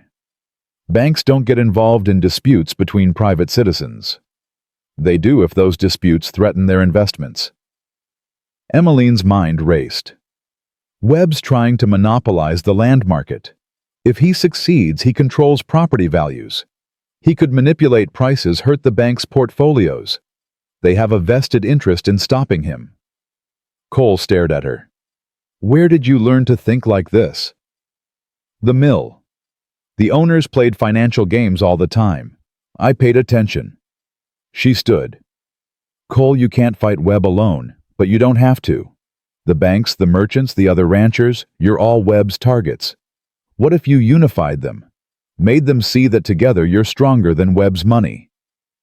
"That's—" He stopped, looked at the ledgers, looked at her. "That might actually work." "Then let's try it. Call a meeting. Tomorrow night. Invite everyone Webb's threatened. Show them they're not alone." The ranch hands can't protect a meeting that size. Webb could send his men to break it up. Then hold it at the church, public space. Harder for Webb to attack without exposing himself. Emmeline felt excitement building. "Sarah Henderson will help. Mrs. Mara, too. We'll spread the word tonight, hold the meeting tomorrow. Give people a chance to fight back." Cole moved closer, his eyes searching her face. "You really think this could work?" "I think it's better than waiting for Webb to destroy us one fence at a time." He reached out, hesitated, then took her hand. His palm was warm and calloused against hers. "How did I get so lucky?" Her heart stuttered. "Lucky. The wrong bride shows up on my doorstep, and she turns out to be exactly what I needed. Someone smart enough to see solutions. I'm too tired to find. Someone brave enough to stand up to Constance Mitchell and Marcus Webb in the same week." His thumb brushed across her knuckles. "Yeah, lucky." Emmeline couldn't breathe. "Cole?" A gunshot cracked through the air. They both ran for the door. In the yard, Mrs. Mara stood with her shotgun raised, aiming at a rider who'd pulled up short about 50 yards out. Luther Kane sat on his horse, hands raised mockingly. "Easy, old woman. Just here to deliver a message." "Get off this property," Cole said, moving in front of Emmeline. "Message is for your wife, actually." Luther's smile was cruel. "Tell her Marcus Webb doesn't appreciate being made a fool of. The marriage trick was clever, but it doesn't change the fundamentals. She still owes a debt, and one way or another, he's going to collect. The debt's fake and you know it." "Maybe. But here's the thing about the law. It's slow. Could take months to prove that contract's forged, and a lot can happen in months. Accidents, fires, people getting hurt." His eyes found Emmeline. "Pretty wife you've got there, Merritt. Be a shame if something happened to her." Cole moved forward, fury radiating off him. You threatening her? I'm stating facts. This territory's dangerous. All kinds of accidents waiting to happen. Luther tipped his hat. You've got 1 week to reconsider your position. After that, Webb stops asking nice. He rode off before Cole could respond. Mrs. Mara lowered the shotgun, her hands shaking with rage. That snake! I should have shot him. No. Cole's voice was hard. That's what he wants. An excuse to bring the law down on us. He turned to Emmeline. Pack a bag. You're leaving. Her stomach dropped. What? I'm sending you to Denver. You'll stay with Thornton until this is resolved. Absolutely not. Emmeline, you heard him. He threatened you directly. And running away won't stop that. It'll just prove we're scared. She grabbed his arm. Cole, listen to me. If I leave now, Webb wins. He'll pick you apart without me here. You need me. The meeting tomorrow, the plan with the banks, we have to do this together. I can handle Webb. Not alone, you can't. Nobody can. That's the whole point. She moved closer, desperate to make him understand. You told me once that you learned people need someone to stand with them. That's what I'm doing, standing with you. Don't send me away because you're scared. I'm terrified, he admitted roughly. Luther Kane just threatened to hurt you, and I won't let that happen. Then we fight together. We hold that meeting. We get people unified, and we show Webb he can't break us. She squeezed his arm. Please, trust me. He looked at her for a long moment, his jaw working. Finally, he nodded. All right. But you don't go anywhere alone. And you carry this. He pulled a small revolver from his belt. You know how to shoot? No. Then I'm teaching you, right now. He spent the next hour showing her how to load, aim, and fire. Her first shot went wide. Her second hit the fence post he'd pointed at. By the 10th, she could hit it consistently. You're a natural, he said, surprised. I'm motivated. She checked the cylinder like he'd shown her. What now? Now we spread the word about tomorrow's meeting. You and Mrs. Mara take the South Farms. I'll take the North Ranches. We meet back here at sunset. They split up. Emmeline and Mrs. Mara took the wagon and visited every farm within 10 miles. Some people listened. Some slammed doors. But by evening, they had commitments from 15 families to attend. Cole returned with similar numbers. That's 30 families, maybe 40 people total. Not bad for one day's work. Will it be enough? Emmeline asked. Has to be. It's all we've got. That night, Emmeline lay in bed trying to calm her racing thoughts. Tomorrow would determine everything. If the meeting succeeded, they had a chance. If it failed, Webb would crush them. A soft knock. Emmeline, you awake? She opened the door. Cole stood in the hallway, still fully dressed. Can't sleep either? She asked. No. Keep thinking about everything that could go wrong tomorrow. Want to think about what could go right instead? He smiled slightly. Like what? Like we could actually unify these people. Give them hope. Show Webb he can't win by dividing us. She leaned against the doorframe. Like we could build something real here. A community that protects each other. You really believe that's possible? I have to. Otherwise, what's the point of any of this? He was quiet for a moment. Then, can I ask you something? Of course. Why are you really staying? You could take the stage to Denver tomorrow. Thornton would help you get somewhere safe, somewhere Webb can't reach you. Why risk everything for a ranch and a man you barely know? Emmeline's heart pounded. This was the moment. She could lie, deflect, keep her feelings hidden, or she could be honest and risk everything. Because this is the first place I've ever felt like I belonged, she said quietly. Because you looked at me and saw someone worth protecting. Because when I'm here, I'm not the marked girl or the ugly one. I'm just Emmeline, your wife, your partner. She met his eyes. And because when I think about leaving, about never seeing you again, I can't breathe." The words hung between them, raw and honest. Cole's expression changed, softened, intensified. "Emmeline?" "You don't have to say anything," she rushed on. "I know this started as a legal arrangement. I know you were trying to protect me, not anything else. But I needed you to know why I'm staying. It's not duty or gratitude. It's because I choose to be here. I choose you." He reached out slowly, giving her time to pull back.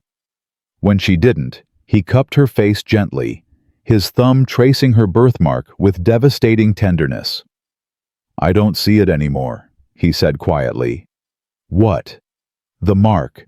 I mean, I see it. But it's just part of your face now. Part of you. And you're—" he swallowed hard. "You're the most beautiful thing I've ever seen." Tears spilled down her cheeks. "Cole, I know this happened fast. I know we're in the middle of a war with Webb and everything's chaos. But somewhere in the last week, you stopped being the wrong bride and started being exactly right. And I don't know when it happened, but I'm—" He took a shaky breath. "I'm in love with you, Emmeline. Completely. Terrifyingly. In love with you." She kissed him. It wasn't graceful or planned. She just pulled him close and pressed her lips to his, pouring everything she felt into that single moment of connection. He froze for half a heartbeat. Then his arms came around her, and he was kissing her back with a hunger that stole her breath. His hands tangled in her hair. Her fingers gripped his shirt. They stumbled backward into her room, the door swinging closed behind them. When they finally broke apart, both breathing hard, Cole pressed his forehead to hers. "We should talk about this," he said, though he didn't let go. "Tomorrow. After the meeting. Tonight I just want—" She couldn't finish the sentence. "Tell me what you want." "You. I want you. All of you. Not a paper marriage, not a legal arrangement. I want this to be real." "It's already real," he whispered. "It's been real since you stepped off that stage and told me the truth. I just didn't know how to say it." They kissed again, slower this time, learning each other. When Cole finally pulled back, his eyes were dark with emotion. "I should go. If I stay. Stay." She held his hand tighter. "Please, just hold me tonight. That's all I need." He hesitated, then nodded. They lay down on the bed together, fully clothed. Her back against his chest, his arm wrapped protectively around her waist. "Thank you," she whispered, "for choosing me. Thank you for showing up." He pressed a kiss to her hair. "Best mistake that ever happened to me." She fell asleep in his arms, feeling safer than she'd ever felt in her life. Morning came too soon. Cole was gone when she woke, but there was fresh coffee outside her door and a note in his strong handwriting. "Today we fight. Tonight we celebrate. I love you." Emmeline held the note to her chest, overwhelmed. He loved her. Cole Merritt loved her. She dressed quickly and went downstairs. Mrs. Mara took one look at her face and smiled. "About time," the older woman said. "About time for what?" "For you two to stop dancing around each other and admit what everyone else could already see." She poured coffee. "Now eat. You've got a meeting to prepare for, and you'll need your strength." They spent the day preparing the church, arranging chairs, setting up a table for Cole to speak from. Sarah Henderson arrived with 3 other women, all willing to help. "Word's spreading," Sarah said. "People are scared, but they're also angry. Webb's pushed too far. They're ready to push back." By 6 o'clock, people started arriving. Families poured into the church, filling the pews. 30 became 40. 40 became 60. By the time Cole called the meeting to order, there were nearly 80 people packed into the small building. "Thank you all for coming," Cole said, his voice carrying to the back. "I know you're taking a risk being here. Some of you owe money to Marcus Webb. Some of you depend on him for credit. But we all have something in common. We're being threatened. Our land, our livelihoods, our families. Webb wants to control this valley, and he's using fear and intimidation to do it." A murmur of agreement rippled through the crowd. "But here's what Webb doesn't understand," Cole continued. Alone, we're vulnerable. Together, we're strong. If we unified, if we stood together and refused to be picked off one by one, we could stop him. How? Someone shouted. He owns the banks. He owns some debts. He doesn't own the banks. Cole gestured to Emmeline. My wife figured something out. If Webb monopolizes the land market, he can manipulate property values. That threatens the bank's portfolios. They have a vested interest in stopping him. We just have to make them see it. And how do we do that? Another voice called. We document everything, every threat, every fence cutting, every pressure tactic. We build a case showing Webb's engaged in systematic intimidation. Then we present it to the banks and the territorial government, force them to investigate. John Henderson stood. What if Webb retaliates? He's already proven he'll cut fences and worse. Then we protect each other, set up watches, share resources, report everything to the sheriff even if he won't act on it immediately. Create a paper trail so detailed Webb can't hide. Cole's voice rang with conviction. I'm not saying it'll be easy. I'm not saying it won't cost us. But I am saying we can win if we fight together. An older man in the back stood slowly. I'm Wilson. Sold my ranch to Webb last month because he poisoned my cattle and I couldn't afford to replace them. I've regretted it every day since. His voice shook. If you'd had this meeting a month ago, I'd still have my land. But I can still help. I know Webb's operation. Know who works for him. I'll testify to everything I've seen. One by one, others stood, shared their stories, pledged support. By the time the meeting ended 2 hours later, they had commitments from every family present. They'd formed committees, one to document incidents, one to coordinate security, one to approach the banks. And they'd created something else. Unity. Hope. The thing Marcus Webb feared most. As people filed out, several stopped to thank Cole, to shake his hand, to tell Emmeline she was brave for standing up to Constance Mitchell and Webb both. Sarah hugged her. You did this. You gave people hope. Cole did it. No, you two did it together. Sarah smiled. That's what partnership looks like. When the church finally emptied, Cole and Emmeline stood alone in the quiet space. We did it, she whispered. Yeah. He pulled her into his arms. We actually did it. What happens now? Now we follow through, document everything, build our case, and hope it's enough to stop Webb before he... The church door slammed open. Luther Kane stood silhouetted in the doorway, 3 men behind him. Nice speech, Merritt, he said. Real inspiring. Too bad it won't matter. Cole pushed Emmeline behind him. Get out, Kane. Can't do that. Mr. Webb heard about your little meeting. Sends his regards. Luther nodded to his men. Burn it down. One of the men pulled out a torch. You're going to burn down a church, Emmeline said, shocked. We're going to burn down the building where a group of troublemakers conspired against a legitimate businessman. Luther smiled. But don't worry. We'll make sure you're not inside when it goes up. Mr. Webb's not a murderer, just a man protecting his interests. There are witnesses, Cole said. 80 people saw us leave. They'll know it was you. Will they? Or will they think it was a tragic accident? Candle left burning, maybe. These old buildings are such fire hazards. Luther gestured. Light it. No. Emmeline grabbed the revolver from her pocket, raised it with shaking hands.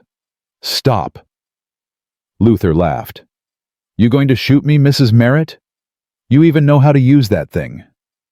She does, Cole said quietly. I taught her this morning, and she's a better shot than you'd think. Luther's smile faded. You're bluffing. Try me, Emmeline said. Her hands steadied. I've got 6 bullets. That's enough for all of you. And unlike you, I'm defending my home. A jury would call it justified. For a long moment, no one moved. Then hoofbeats thundered outside. Voices shouted. People poured into the churchyard. John Henderson, Sarah Wilson, Tommy, Mrs. Mara, 40 others from the meeting. "Thought we'd wait outside," John said, stepping forward with a rifle. "Just in case." Luther's face went white. He was outnumbered, outgunned, and caught red-handed threatening to burn a church. "This isn't over," he snarled. "Yes," Cole said. "It is. Because all these people just witnessed you admit to arson and intimidation. That's 40 witnesses, Kane. Good luck buying your way out of that." Luther and his men mounted their horses and rode off into the darkness. The crowd erupted in cheers. People swarmed Cole and Emmeline, congratulating them, pledging support, promising to testify. Later, much later, Cole and Emmeline finally made it home. Mrs. Mara had discreetly retired to her quarters. The house was quiet and warm. "You pulled a gun on Luther Kane," Cole said, still sounding awed. "He was going to burn down the church. You're the bravest person I've ever met." "I'm terrified." "Brave people usually are. They just do it anyway." He pulled her close. "Thank you. For standing with me. For having the idea that saved us. For being exactly who you are. We're not done yet. Webb will try again. Maybe. But now we're not alone." He kissed her forehead. "We've got a whole town behind us." She looked up at him. This man who'd become her husband, her partner, her love, in the space of one impossible week. "Take me upstairs," she whispered. "We have celebrating to do." His eyes darkened. "Emmeline." "I'm sure, Cole. I want this. I want you. No more waiting." He swept her into his arms and carried her up the stairs. Behind them, the house settled into silence, holding its secrets close. And outside, the Wyoming night stretched endlessly, full of stars and promise and the future they were building together. One brave choice at a time. Morning light filtered through the curtains, warm and golden. Emmeline woke wrapped in Cole's arms, his heartbeat steady beneath her ear. For the first time in her life, she understood what it meant to feel complete. Cole stirred his hand, moving gently through her hair. "Morning, Mrs. Merritt." "Morning, Mr. Merritt." She tilted her face up to kiss him. "I like waking up like this." "Get used to it." His voice was rough with sleep and emotion. "Because I'm not letting you go." They lay there until Mrs. Mara's pointed cough from downstairs reminded them the world still existed. Cole groaned and buried his face in her hair. "5 more minutes," he muttered. "She'll come up here." Worth the risk. But they got up anyway, dressing quickly, stealing kisses between buttons and laces. When they finally came downstairs, Mrs. Mara had breakfast waiting and a knowing smile on her face. "Sleep well?" she asked innocently. "Very," Cole said without embarrassment. "Good, because Sheriff Carson's outside. Says he needs to speak with you both." The warmth drained from the room. Cole and Emmeline exchanged a glance and went to the door together. Carson stood by, his horse hat in hand. He looked uncomfortable. "Morning, folks. Got some news. Luther Kane filed a complaint. Says you threatened him with a weapon last night, Mrs. Merritt. That's assault." Emmeline's stomach dropped. "He was going to burn down the church." "So you say. But there's no evidence of that. Just 40 witnesses who say you pulled a gun on him. 40 witnesses who also heard him admit to planning arson," Cole said sharply. "You going to arrest him too?" "Can't. It's his word against theirs. And his lawyers already filed papers saying it was just talk that he was trying to scare off trespassers." Carson shifted uncomfortably. "Look, I don't like this any more than you do. But the law's the law. I have to bring Mrs. Merritt in for questioning." "She's not going anywhere alone," Cole said. "Didn't ask her to. You can come too. But we need to do this official-like. Otherwise, Webb's lawyers will claim bias." They rode to town in tense silence. The sheriff's office was small and smelled like old coffee and tobacco.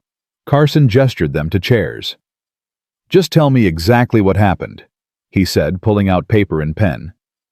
Emmeline recounted the night, Luther's threat, the torch, her decision to draw the weapon, the arrival of the witnesses. Carson wrote it all down methodically. When she finished, he sat back.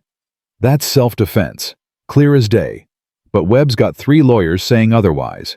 They're claiming you came to that meeting armed looking for trouble. That's insane, Cole said. Maybe. But they've got Luther Kane swearing he saw her with the gun earlier in the day. Says she threatened him on your property when he came to deliver a message. He did come to the property, Emmeline admitted. But I didn't threaten him. Mrs. Mara fired a warning shot, and Cole told him to leave. Can Mrs. Mara testify to that? Of course. Carson nodded. Good. Here's what's going to happen. I'm filing your statement. I'm also filing statements from the 40 witnesses at the church, and I'm recommending the territorial judge dismiss Luther's complaint as frivolous. But, he held up a hand, Webb's going to push this. He wants you arrested, wants to make an example, so you need to be prepared for this to get ugly. How ugly? Cole asked quietly. Trial ugly. Public spectacle ugly. He's going to drag your name through the mud, Mrs. Merritt. Bring up your past question, your character make you look dangerous. Let him try, Emmeline said. I've got nothing to hide. Carson looked at her with respect. Most people would run. You've got spine, I'll give you that. They returned to the ranch to find Andrew Thornton waiting on the porch. Heard about the complaint, he said without preamble. Don't worry. It's harassment, pure and simple. No judge will let this go to trial. Carson said Webb's got 3 lawyers, Cole said. Webb's got expensive lawyers. I'm better. Thornton smiled grimly. And I've got something they don't. The truth. Plus, I spent this morning filing a countersuit, accusing Webb of conspiracy to commit arson, witness intimidation, and fraud regarding that fake debt contract. Emmeline felt hope surge. Can you prove it? With 40 witnesses, absolutely. And I found something else interesting. Luther Kane's been arrested twice before, once for arson in Denver, once for assault in Cheyenne. Both times charges were mysteriously dropped. Want to guess who paid his legal fees? Marcus Webb, Cole said. Exactly. Establishing a pattern of Webb using Kane for dirty work. That strengthens our case considerably.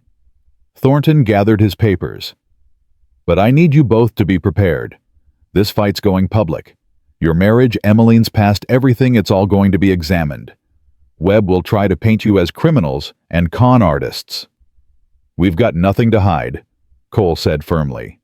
Good, because in about 3 hours every newspaper in the territory is going to run a story about the ranchers unifying against Marcus Webb. I made sure of it. You went to the press? Emmeline asked. I did better. I gave them copies of Luther's arrest records testimony from the 40 witnesses and documentation of Webb's pattern of intimidation. By tonight, Webb's going to be the villain, not you. Thornton allowed himself a small smile. Sometimes the best defense is a very public offense.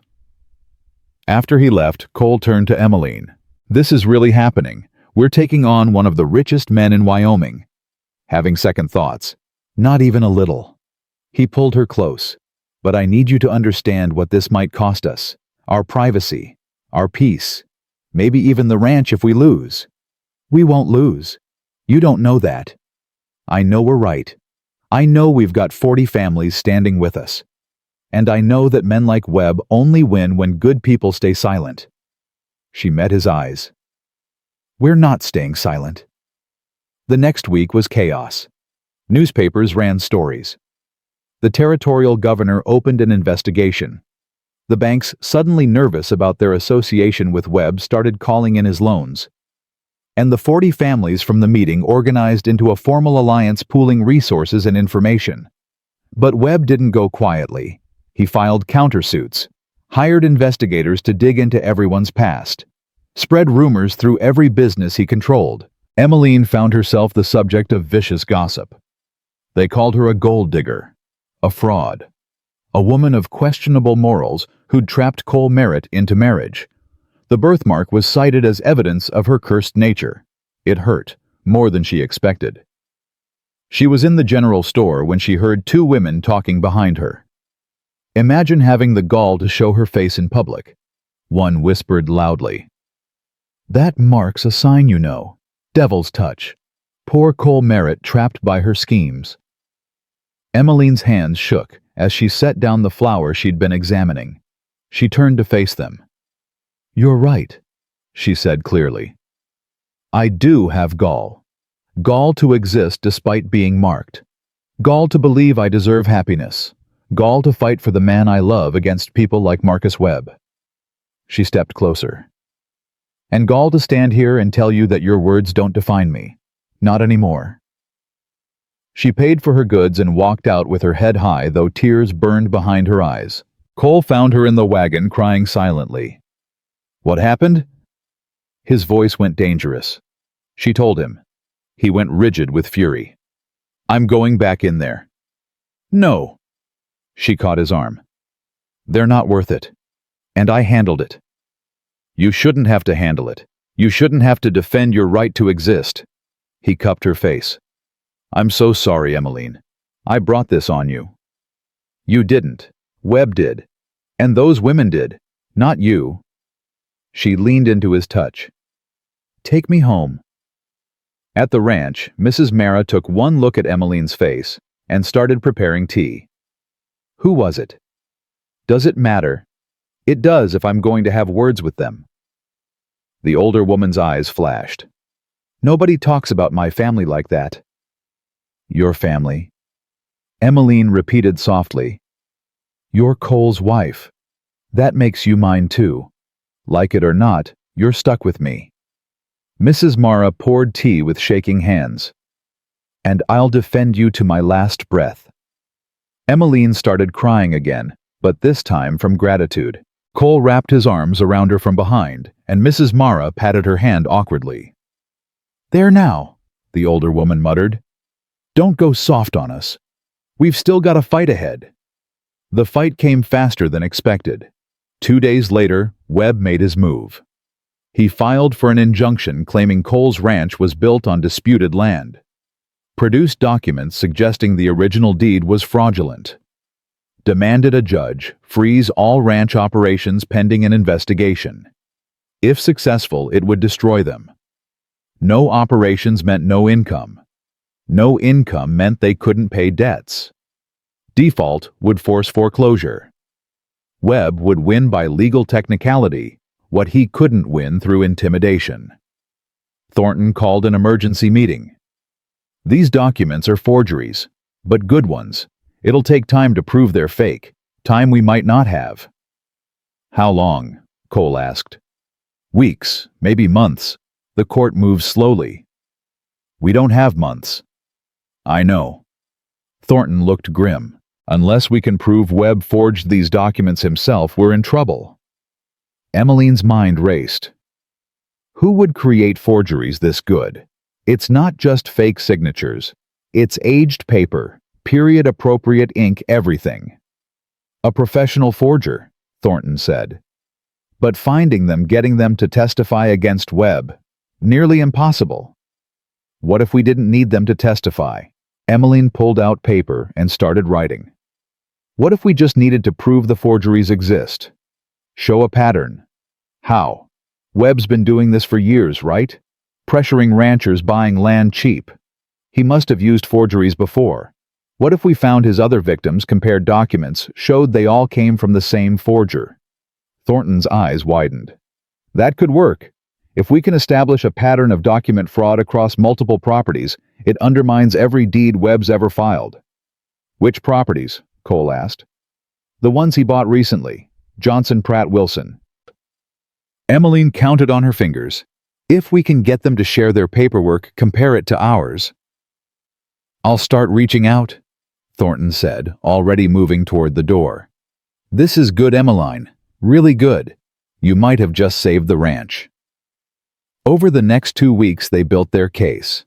Wilson provided his paperwork. So did the Johnsons. Even the Pratts, who'd been too scared to help before, came forward.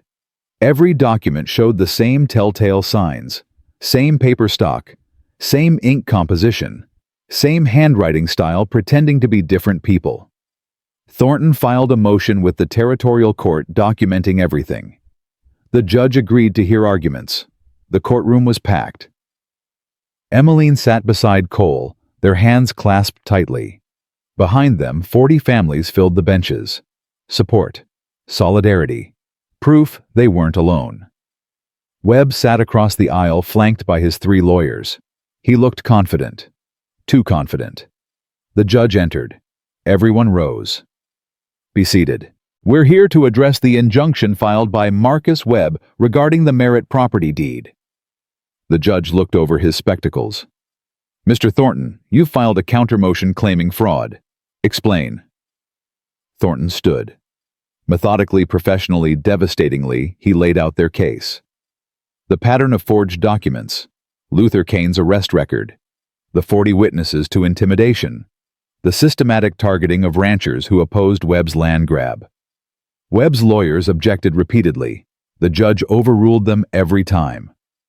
Finally, Thornton pulled out his final piece of evidence. Your Honor, I have here a sworn affidavit from Bernard Mills, a document forger currently serving time in Denver. He states that Marcus Webb hired him 3 years ago to create fraudulent deeds for multiple properties. He's willing to testify in exchange for a reduced sentence. The courtroom erupted. Webb's face went white. The judge banged his gavel. Order, Mr.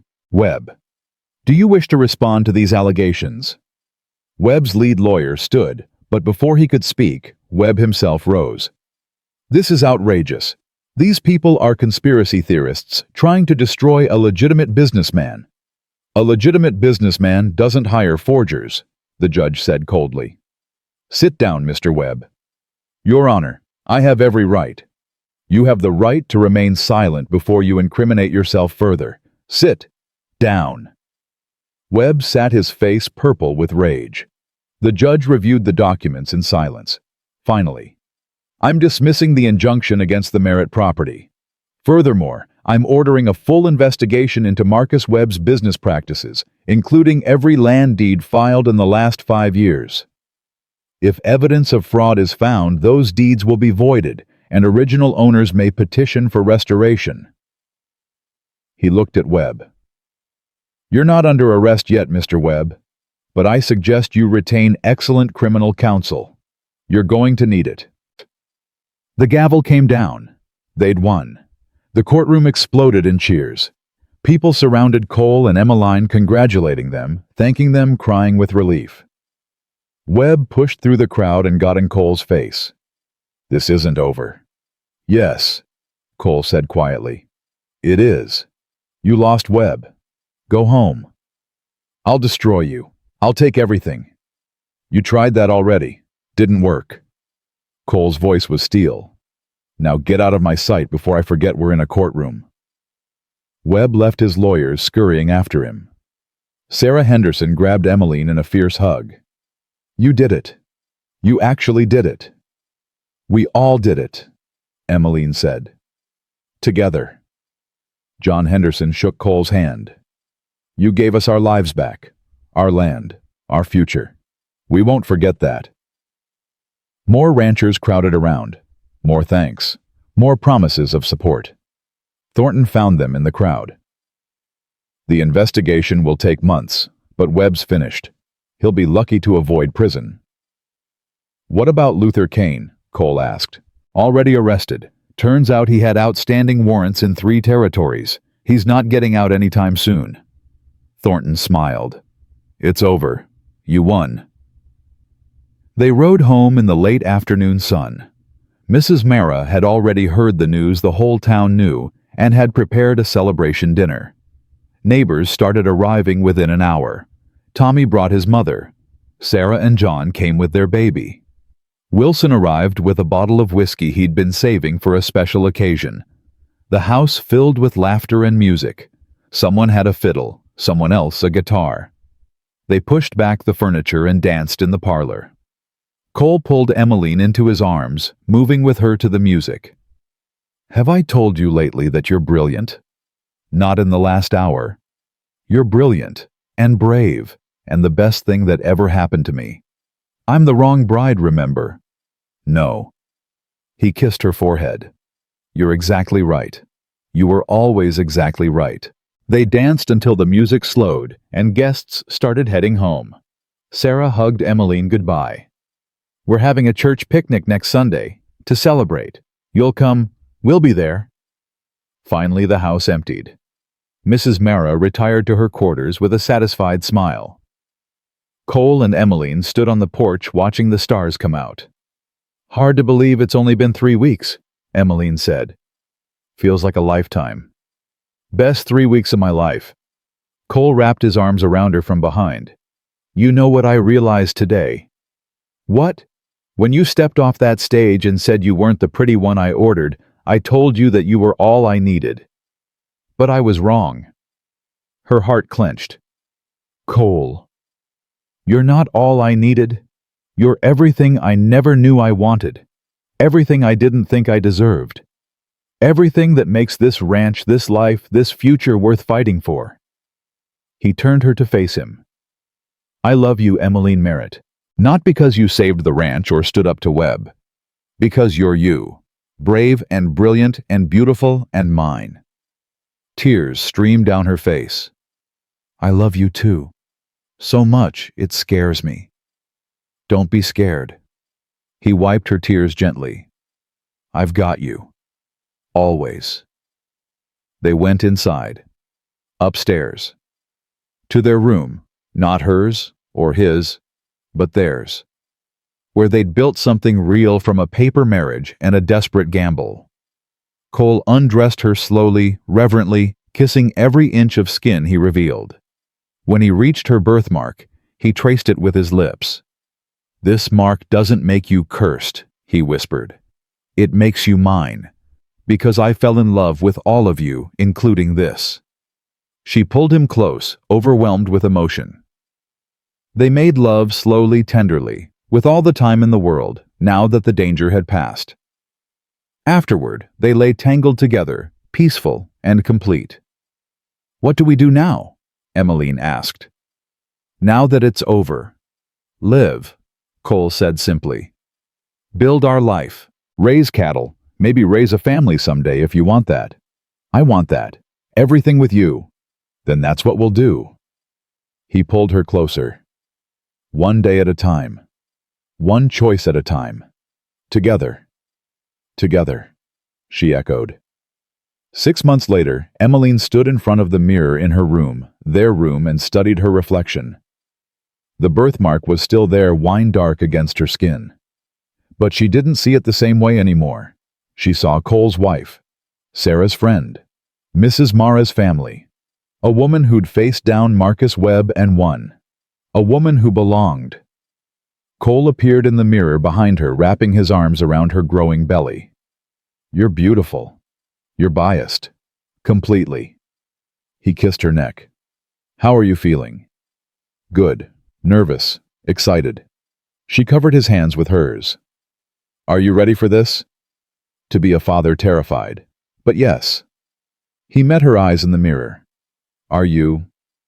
"I think so, though I have no idea what I'm doing." "Neither do I. We'll figure it out together, like everything else." They'd done that. Figured it out together.